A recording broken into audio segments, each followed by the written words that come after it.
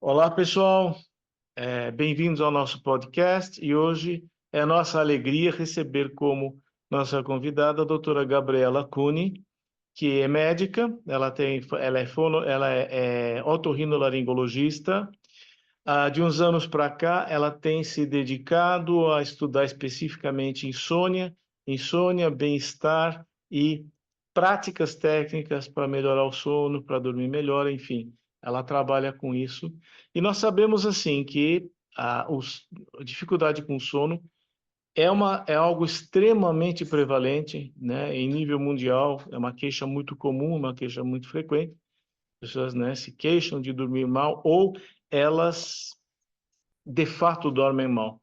Enfim, é uma prática fantástica e é um período da nossa vida que nós fazemos muito pouco. No entanto, estamos vivos, no entanto, estamos ativos biologicamente e mentalmente também, né, doutora? Sim. Bom, só aproveitando aí para me apresentar um pouquinho, né? Eu sou Gabriela Cunha, eu sou médica otorrinolaringologista e eu sou médica do sono pela Unifesp. E aí também nesse período, né? Eu fui me interessando aí para a medicina do sono, eu comecei a estudar também outras questões de saúde mental e de comportamento, né? Então também tenho formação em coaching de saúde e bem-estar para mudança de hábito. Acabei estudando também acupuntura médica, eu já hoje não me dedico a isso. Hoje eu estou completamente dedicada aqui em Lisboa, né? Porque hoje eu vivo aqui em Lisboa. Estou completamente dedicada à medicina do sono e à gestão do estresse, que na verdade tem tudo a ver, né? E aí eu gosto muito de usar as intervenções baseadas em mindfulness, né? Eu tenho diploma pela Universidade de Saragoça, e também outras várias formações aí dentro de mindfulness e terapia de aceitação e compromisso. E eu acho que são ferramentas cada vez são muito promissoras e que é questão de tempo para aparecerem de forma mais enfática nos guidelines para tratamento de insônia, porque isso é uma coisa até que eu queria conversar depois e saber sua opinião também, né? Eu acho que hoje é certo, né, no guideline para tratamento de insônia, guideline europeu e no mundo todo, que a terapia cognitiva comportamental para insônia, que é o que eu aprendi na minha formação de Unifesp, é a primeira linha, né, para o tratamento. Mas eu não consigo enxergar não ter o treino da atenção, ou seja, mindfulness, associado a isso. Para mim é imprescindível, porque se a gente está falando de autoconhecimento, então é importantíssimo associar, né? Já aparece no guideline também, mas ainda não, ainda em forma separada. Então, assim, é uma paixão falar sobre isso, porque eu tenho visto no meu dia a dia como a gente pode flexibilizar o tratamento, oferecendo o que há de mais efetivo e responsável, né? Tá, joia. Muito bem. Olha, isso tudo é inquestionável, essa questão, né? Simplesmente de pensarmos o número de horas, né, que nós passamos dormindo, né, a gente vê que é uma atividade importantíssima, é uma fase importantíssima da nossa vida anímica, por assim dizer, né? Lembrando que a psicanálise começou com a interpretação dos sonhos. O que que é o sonho? O sonho é atividade onírica, logo está completamente ligada, um aspecto inseparável da experiência do sono, né? Uhum. Então, para a gente ir aquecendo um pouco as coisas, né? Falar um pouco do sono, né? O que seria, né, na sua prática, na sua experiência, como é que a senhora definiria ou colocaria uma insônia? O que que é uma insônia? É uma queixa muito comum, mas muitas Uhum. vezes quer dizer várias coisas, às vezes diferentes, né? Na Uhum. sua experiência, né? Pois não. A definição é algo muito simples, na verdade, né? É a dificuldade para iniciar e ou manter o sono. Então, inclui também, por exemplo, a insônia inicial, aquela pessoa que tem dificuldade para iniciar o sono. A insônia de manutenção, que é a dificuldade para manter o sono. E às vezes isso vem associado. Ou também a gente pode chamar insônia terminal, aquela pessoa que acorda mais cedo do que gostaria e aí não consegue voltar a dormir. Então, no fundo, a definição é assim muito simples, né? Às vezes também vem associado a sono não reparador, sensação de sono não reparador, e quando acontece isso, a gente tem que investigar a associação com outras questões, outros distúrbios do sono também, mas a definição, assim, pura e simples, seria dificuldade para iniciar e ou manter o sono, né? Ou acordar antes do que era o esperado. Então, é por isso que, assim como a definição é simples, o diagnóstico também é muito simples. O diagnóstico é clínico. Não necessariamente a gente precisa de um exame complementar. Na própria anamnese, na consulta, a gente já dá o diagnóstico. Quando é que eu peço exame, né? Eu peço exame quando eu desconfio que tem alguma outra coisa ali associada, né? Então, por Uhum. exemplo, às vezes é um erro, né? Tem muitos médicos que médico assim generalista, enfim, né? Porque geralmente o médico do sono, ele é ou psiquiatra, ou é neurologista, ou é otorrino, ou é o médico clínico, mas que fez a especialização, né? Agora os pediatras também fazem parte aí, e o pneumo, né? Não poderia esquecer do Tá. pneumologista. Mas, normalmente, as outras especialidades, elas também lidam com questões do sono, mas aí não tem aquela expertise. E acaba pedindo polissonografia para todo mundo. E, no fundo, é um exame que nem sempre vai acrescentar muita coisa na conduta, né? Então, no fundo, insônia é mesmo simples assim, sabe? O diagnóstico. Agora, o que não é simples é o acompanhamento do paciente, é o diagnóstico diferencial. Então, isso é importante que seja feito por alguém que realmente tenha a expertise para isso, para que a gente não demore tanto no tratamento.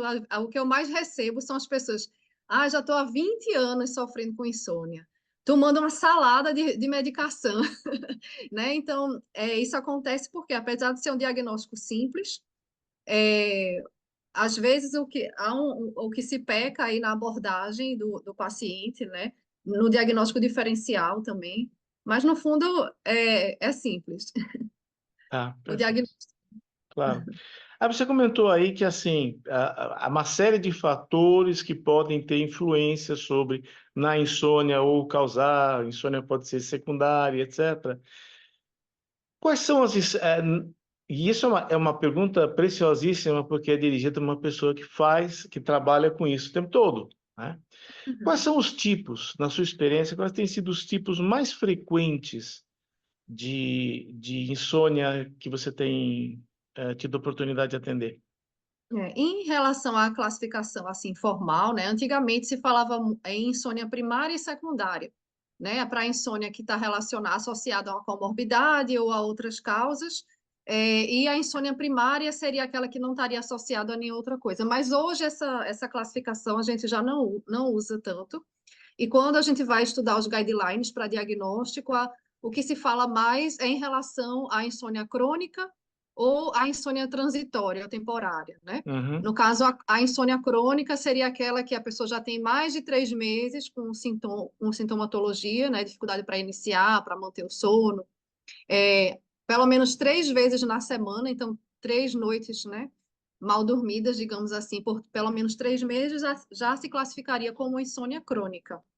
A maioria que chega para mim é insônia crônica, porque são pessoas que já estão ali a sofrer com aquilo há muito tempo, né? Quando chega no médico especialista, geralmente já passou por muitas coisas, inclusive automedicação, né? Ali, Dr. Google. Então, quando chega para a gente, ali geralmente é uma insônia crônica. Mas eu também tenho, inclusive nesse momento, atendendo pessoas com insônia temporária. Então, a pessoa que, por exemplo, é muito comum a associação, por exemplo, às mulheres que iniciam a menopausa. Eu tenho recebido meu público, a maioria é feminino, né?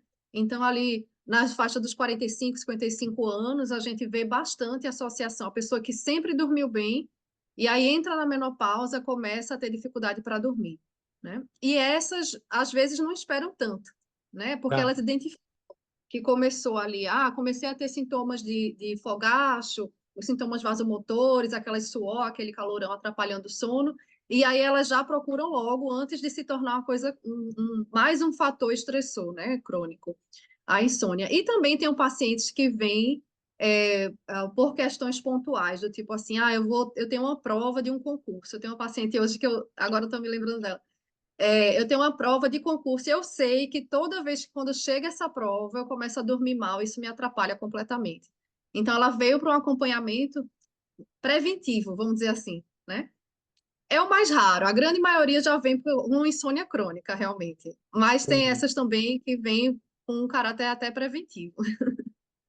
Então, a gente pode pensar o seguinte: a pessoa que chega com a queixa de insônia, a princípio, é uma pessoa já exausta. A pessoa que já está um pouco excruciada, os sintomas já um pouco mais arrastados.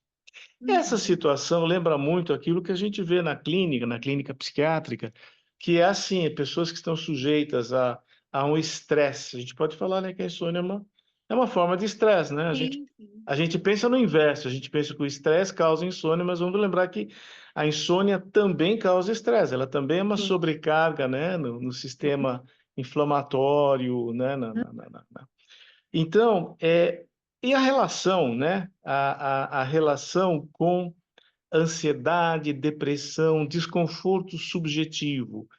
O que tem sido a sua experiência na sua prática?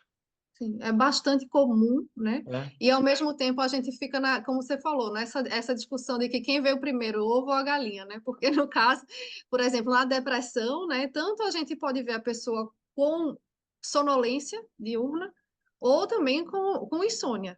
Então, no caso da depressão, é bem bidirecional. Às vezes, quando tem bem claro o diagnóstico da depressão, ali a depressão vira o núcleo da questão, né? E a insônia ela fica como se fosse um sintoma da depressão, Uhum, né? Mas a gente sabe que quem sofre de insônia também tem mais chance de ter depressão. Então, é bem, assim, bidirecional. E uma outra coisa interessante também é lembrar dos outros distúrbios que podem estar associados à insônia e à depressão. Por exemplo, a apneia do sono, quando há insônia e apneia do sono, que é uma associação muito comum, falando de novo, nas mulheres pós-menopausa, tá? Porque a apneia do sono, ela tem mais risco para os homens. Mas nas mulheres, a partir da menopausa, elas começam a ter um risco equiparado e até de apneia moderada severa. E que uhum, às vezes se manifesta diferente. Em vez de ter sonolência, vem com muita fadiga para as mulheres.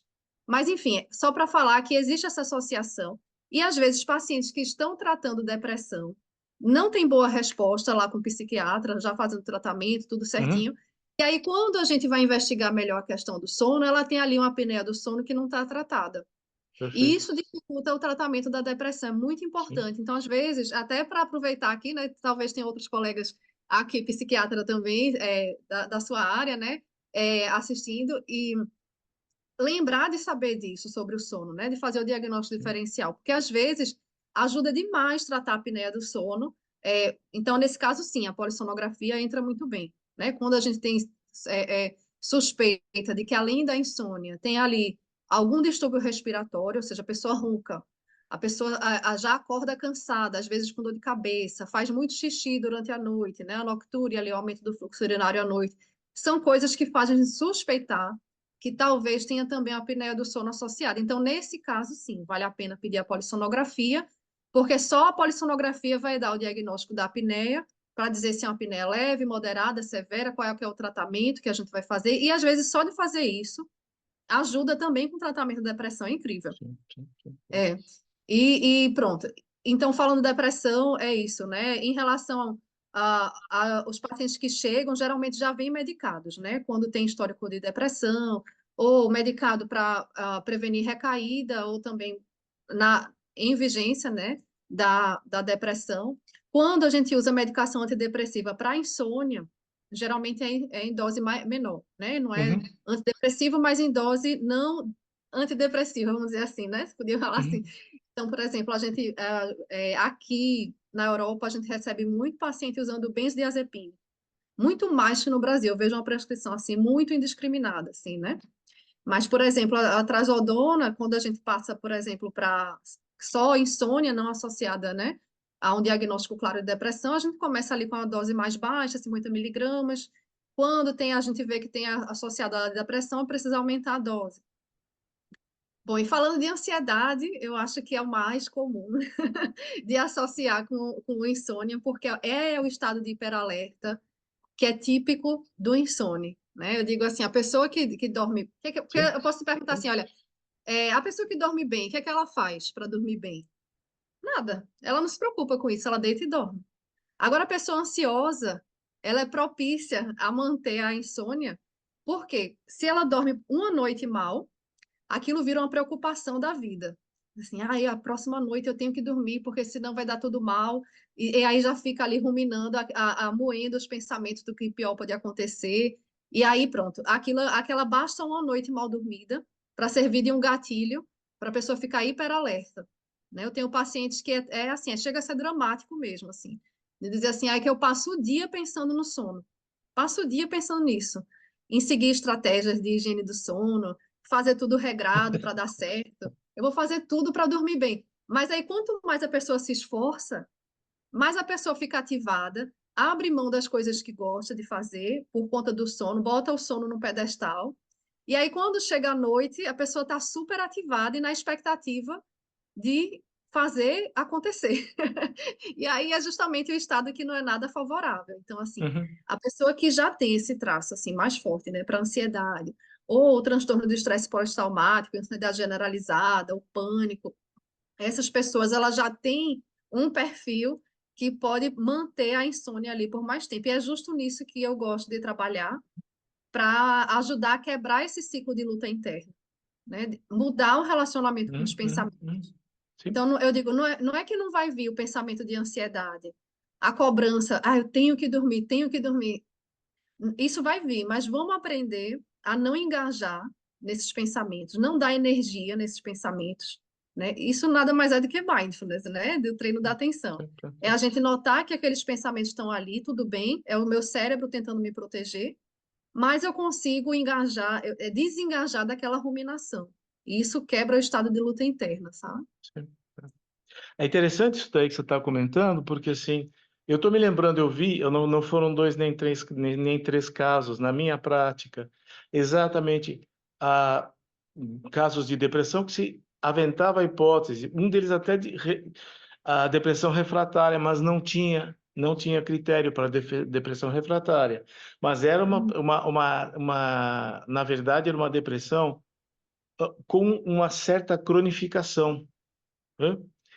E foi uma coisa que eu levantei por anamnese, hein? Por anamnese, que poderia ser, na verdade, poderia haver uma dissonia, poderia haver um transtorno do sono comórbido. Então, Uhum. não, absolutamente não ligado à síndrome depressiva, ser não ligado, autóctone, né? E não foram nem duas nem três vezes, e realmente havia uma comorbidade com o transtorno do sono. Corrigido, melhorou muito o quadro. Teve um caso que o quadro realmente remitiu. Isso foi surpreendente para mim.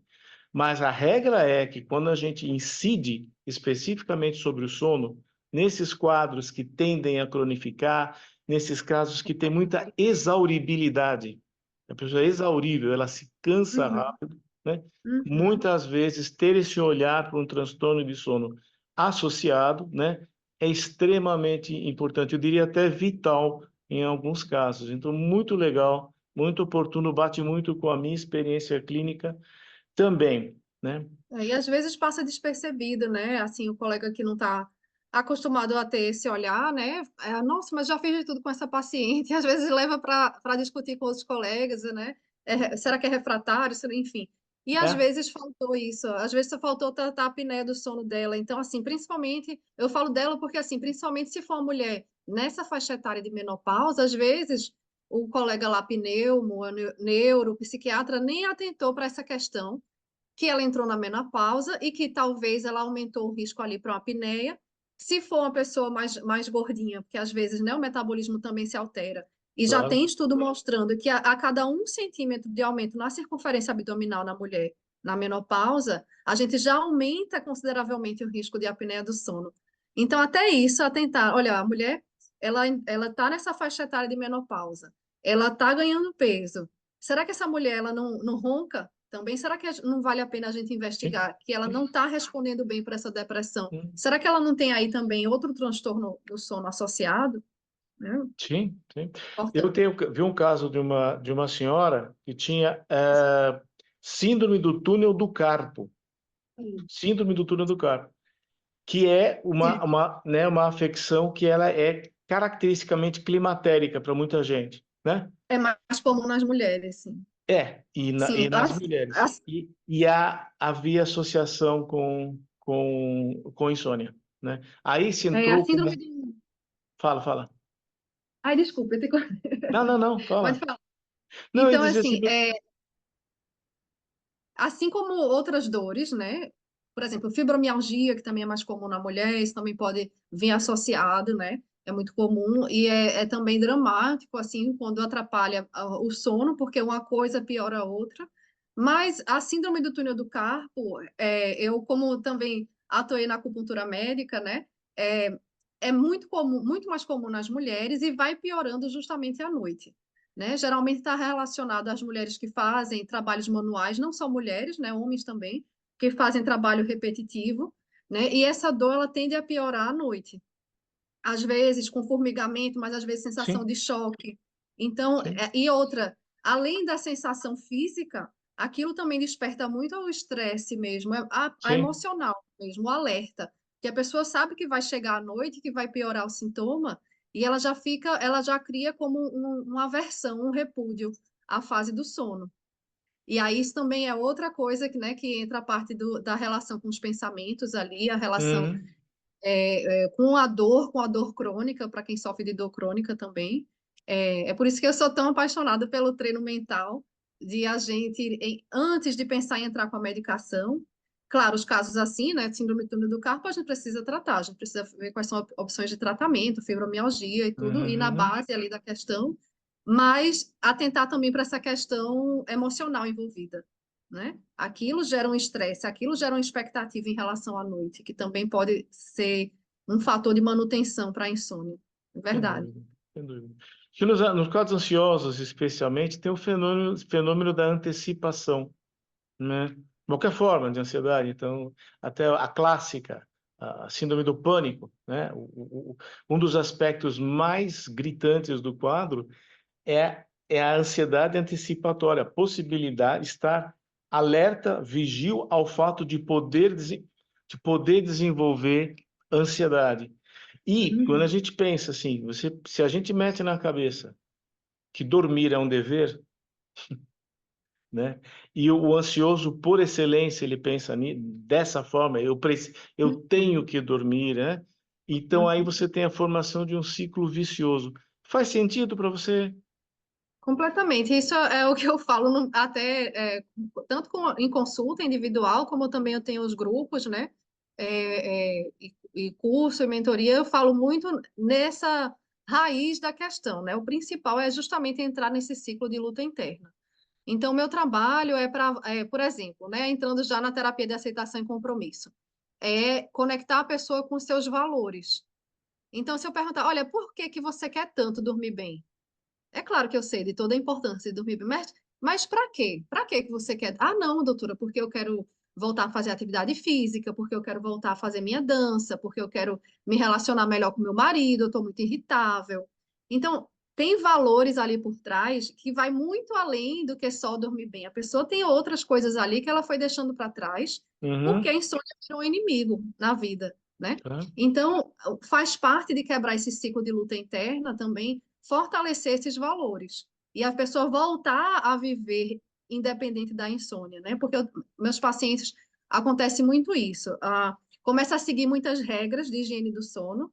Por exemplo, eu adoro café, mas a regra de higiene do sono diz que eu não posso tomar café de jeito nenhum. Aí toma aquilo a ferro e fogo de um jeito que tira um prazer da vida e a pessoa começa a associar a insônia ao inimigo.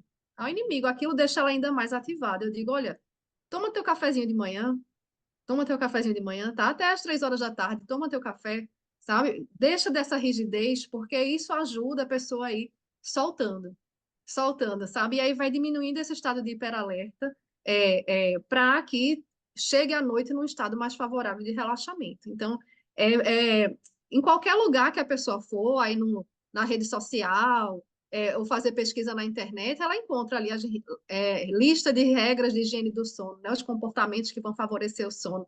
Mas meu trabalho é trazer flexibilidade para isso. É entender de uma forma personalizada como é que isso cabe na sua rotina, o que é que realmente faz Sim, sentido, sim, né? Para não virar você mudar a sua vida sim. inteira, você abrir mão das coisas que você gosta, abrir mão de viver é, é, os seus valores, né?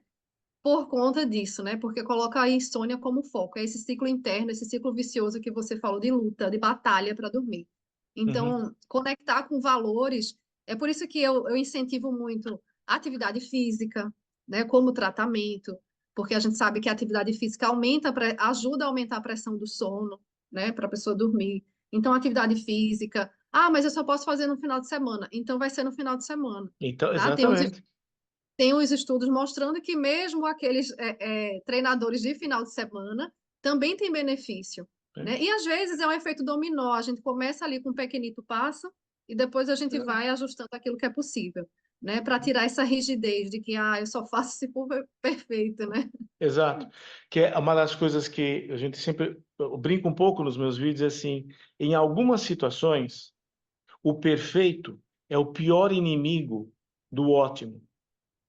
Então, você Sim. deixa de fazer uma coisa ótima porque você está sob a égide, massacrada sob uma ideia de perfeição e de totalidade, né? Ah, Exato. eu só tenho 15 minutos para caminhar. Então, você põe o tênis e caminha 15. 15 É minutos. melhor que nada, né? Uhum. Este tipo de coisa é sumamente importante e principalmente isso que você comentou, que assim, ok, os algoritmos, as coisas que perturbam o sono e as coisas que favorecem o sono, essas estão aí como informação aberta.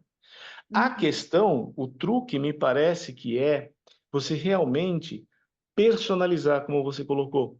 E eu diria, Uhum. trazer para o campo da subjetividade daquela pessoa. Porque Uhum. assim, exatamente café, tá bom. É, não toma café, hein? Tá. Mas eu sou tão ligado em café que eu fico ansioso se eu não tomo. E tem estudo que mostra isso. Caras como eu, que são vidrados em café, fica subitamente privado do café, fica ansioso. Isso tá Então, no DSM, isso tá na CID, isso tá em dezenas de estudos, os periódicos de dependência química falam muito disso. Então, você não pode chegar e simplesmente criminalizar o café e falar para tirar o café da vida. E isso aí é a pergunta que eu ia te fazer. Na medida que você vai percebendo e singularizando a conduta, você faz a partir do que você escuta, não é não? Você falou de anamnese. além da a consulta inicial, é onde eu vou entender o contexto ali da pessoa, faço aquelas perguntas padrão ali do sono, né? Mas eu deixo a pessoa falar. Geralmente a primeira consulta é a que demora porque eu preciso entender o contexto emocional, profissional, tudo, né? Tudo interessa para a gente poder construir o passo a passo dali adiante. Então, geralmente, a minha proposta é o acompanhamento, né? Diferente de outros colegas, eu gosto de fazer a terapia cognitivo-comportamental para insônia, então não referencio para, né, os psicólogos também podem fazer, né, se tiver especialização nisso, mas eu gosto de fazer porque eu acabei criando um método meu, onde eu associo também terapia de aceitação e compromisso, mindfulness, eu vejo o que é que se encaixa melhor para a pessoa. E não necessariamente eu preciso falar nesses termos, tá? Porque Claro, às vezes já está muito carregado de preconceito e tudo, né? Mas eu vejo o que é que faz sentido ali para a pessoa e a gente estabelece junto um acordo de acompanhamento para que a pessoa engaje naquilo de um jeito que seja leve, que seja fluido. Então, tudo eu falo assim, olha, é um experimento, vamos fazer um experimento. Vamos ver aqui, colocar curiosidade nisso e ver o que é que acontece. Porque às vezes a pessoa já vem tão desmotivada, sem esperança, porque já fez de tudo, né? E eu digo, olha, vamos experimentar isso aqui. E na maioria das vezes dá muito certo, né? Eu tenho a felicidade de ter pacientes, inclusive, que vinha tomando ansiolítico e o psiquiatra diminuir o ansiolítico dela, o psiquiatra que acompanha, né, assistente, diminuir o ansiolítico mesmo no momento de turbulência na vida. Ele sim, disse: Olha, você tem recursos internos para lidar com isso. Então, sim. olha, acho que realmente dá para diminuir seu ansiolítico. E ela estava super feliz, assim, né? E eu também, né? Pela a nossa vitória, assim. É, dá uma sensação gratificante, né? É muito É, legal mesmo, é muito legal. E, Gabriela, olha, é com dor no coração que eu digo que nós estamos chegando ao final do nosso é tempo. mesmo. Então, eu queria que nós aproveitássemos esses últimos minutinhos e perguntar para você, olha, em relação ao tema insônia, dificuldade de sono, bem-estar, alguma coisa que você vê como bastante importante e que não é suficientemente ventilado como informação mesmo para o público geral? O que que é interessante a turminha saber? Hum. Eu acho que é importante buscar informação confiável, né? E saber que para quem sofre com insônia, a primeira medida de tratamento não necessariamente é a medicação, né? Seguindo os guidelines aí de tratamento de insônia, a primeira coisa a ser oferecida é a terapia cognitivo-comportamental, ou seja, é olhar para os comportamentos, para os pensamentos, para as emoções, e mesmo que seja indicada a medicação, isso deve ir junto, né? Porque a gente recebe também muita gente usando medicação e que não tem o efeito esperado, aquelas medicações geralmente têm um maior potencial de dependência, de tolerância, e aí a pessoa fica ali mais com efeitos secundários, efeitos colaterais indesejados, do que com o efeito que se esperava. Então, Terapêutico, né? o efeito terapêutico. Então, não só contra a medicação de jeito nenhum, como médica, eu também prescrevo, né? E Tá? também tem os casos que a gente sabe que tem aquela questão química ou que está associada a outra situação, depressão, ansiedade. Eu gosto de referenciar meus pacientes para os colegas da psiquiatria e que a gente trabalhe em conjunto, né? Para não haver, a paciente não ficar confusa ali no meio de tudo. Então, é sempre com cautela, sempre com cuidado e escolhendo o que há de mais efetivo para o paciente, que no final é o protagonista da história. Então, quem tem que decidir e quem tem Sim, que escolher junto o caminho é o paciente. perfeito. Eu diria até que, assim, como eu sou psiquiatra, eu sou psicanalista também, de formação e de prática. O fato de relativizar, de sair da exclusividade da medicação e colocar outras possibilidades terapêuticas compondo, não desvaloriza o uso da medicação, faz o inverso, valoriza. Sim, Torna com ainda mais, certeza. Otimiza o tratamento. otimiza o tratamento. Não tem nem tu, eu acho que graças a Deus, felizmente, nessa nossa década, nós já superamos um pouco esse debatezinho, né? E é Uhum. fantástico. Olha, tinha muita coisa ainda que eu acho que valia a pena eu te perguntar. Então, já vou deixando desde já o convite aberto aqui, público online. Futuramente, tendo um tempinho mais, a gente poder estender um pouquinho Sim, mais esse papo. Mas para maravilha. hoje, tá? Eu queria que a turma que aí tem dúvidas e gostaria de contato, como é que a turma faz para entrar em contato contigo? Acho que o mais fácil hoje é pelo Instagram, é o @DRA, né, doutora.gabriela_Cuni, que é Kuhni, então Tá, aqui, doutora.gabriela_Cuni. É. tá. E aí lá no Instagram tem acesso ao meu WhatsApp, tem acesso a e-mail, e ali eu tenho produzido bastante conteúdo aí nessa linha desses conteúdos que a gente falou aqui hoje. Tá, joia. Eu tenho certeza que vai haver aí. Deve ter muita gente com pergunta. Inclusive, as perguntas podem até nos inspirar no nosso próximo bate-papo. Maravilha. Tá bom? Muito Doutora obrigada. Gabriela, muito obrigado pela sua presença. Obrigado por ter encaixado. Eu sei da sua dificuldade de agenda aí. Você conseguiu arrumar um tempinho para dar uma atenção para a gente. Muito obrigado de Muito coração. obrigada também pelo espaço, com E até certeza. breve a gente volta a conversar, tá bom? Tchau. Tchau, então. Obrigada. Obrigado, pessoal.